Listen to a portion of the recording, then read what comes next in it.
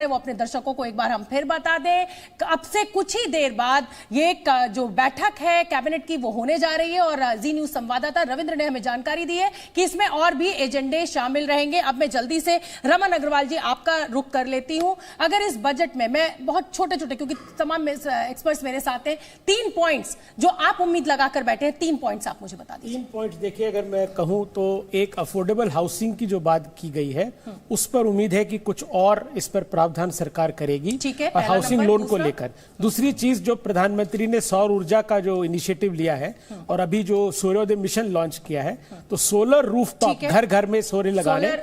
और तीसरी बात जो आपने कही किसान की, वो पीएम किसान में कुछ आशा है कि वो राशि बढ़ाने की उम्मीद है। तो ये 3 मुद्दे हैं जिन पर मुझे उम्मीद है कि कुछ ना कुछ जरूर होगा इस बजट। जी नीरज जी, मैं आपसे भी जानना चाहूंगा, क्योंकि इसके अंदर ये अंतरिम बजट है, फाइनेंस बिल पूरा नहीं इसके अंदर आ रहा है, लेकिन टैक्सेशन एक बहुत बड़ा चैलेंज रहा है। अगर टैक्स एक्सपर्ट के तौर पे मैं आपसे जानना चाहूं कि टैक्स में क्या कुछ सुधार किए जा सकते हैं। और देखिए, राहत की उम्मीद हर आदमी कर रहा है, सैलरी क्लास। और देखिए, इनकम टैक्स देने वालों ने, जो डायरेक्ट टैक्स देने वाले हैं, 8 करोड़ से ज्यादा उनकी संख्या हो चुकी है, यानी वो ईमानदारी से दे रहे हैं और 24% बढ़ोतरी हुई है अगर आप बीते 10 सालों के अंदर देखें। तो क्या उनके लिए किसी सुधार की उम्मीद की जानी चाहिए इस बजट के अंदर, और क्या सुधार हो सकते हैं आपकी नजर? 3 पॉइंट्स। देखिए, हर एक आम आदमी चाहता है कि उसको इनकम टैक्स में छूट मिले। जो न्यू रिजिम आई थी, जो गवर्नमेंट 2020 में न्यू रिजिम लेकर आई, बहुत ज्यादा पॉपुलर नहीं हुई। तो मेरी भी ये एक्सपेक्टेशन है और पब्लिक की भी ये एक्सपेक्टेशन है कि जो न्यू रिजिम है उसमें डिडक्शंस और अलाउड होनी चाहिए।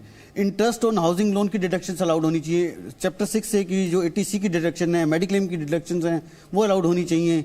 और जो आपका 87A का जो आपने रिबेट दिया है, वहाँ पर 2 अलग अलग रिबेट हैं। 5 लाख पुरानी रिजिम में जाओ तो 5 लाख तक की, नई रिजिम में जाओ तो 7 लाख। तो वो एक डिस्क्रिमिनेशन पॉलिसी है, वो तो हमेशा एक जैसी पॉलिसी होनी चाहिए। ठीक है, अब मैं डॉक्टर वीरपाल हैं, वो भी हमारे साथ मौजूद हैं, उनका मैं रुख करना चाहूंगी। डॉक्टर वीरपाल, आप क्या उम्मीदें लगाए बैठे हुए हैं? एग्रीकल्चर डिपार्टमेंट में आपकी अच्छी खासी, जिसे कहा जाए, पकड़ है, तो क्या उम्मीदें आप ग्रामीण अर्थव्यवस्था के लिए, किसानों के लिए आज लगा के? बिल्कुल, और एक सवाल मैं जोड़ दूं वीरपाल जी, शोभना ने जो कहा कि किसानों की आय दुगना करने को लेकर बहुत सारी बातें हुई, लेकिन उसका जो ठोस कार्यक्रम है, और खासतौर पर कृषि के क्षेत्र में महिलाएं हैं, वो अभी तक उस तरीके से गिनी नहीं गई। उस महिला वर्कफोर्स को, जो महिला कृषि में लगी हुई हैं, उसको राहत देने के लिए क्या किसी तरीके के एक स्पेशल पैकेज की उम्मीद की जानी चाहिए?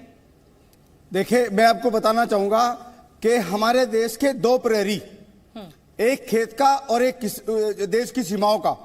खेत का जो प्रहरी है, जिसको हम किसान कहते हैं, उसकी उम्मीदें हर समय रहती है कि जो मैं फसल अपने खेत में लगा रहा हूं, मेरी फसल उचित रेट पर बिक जाए, ताकि मेरे घर का काम चल जाए,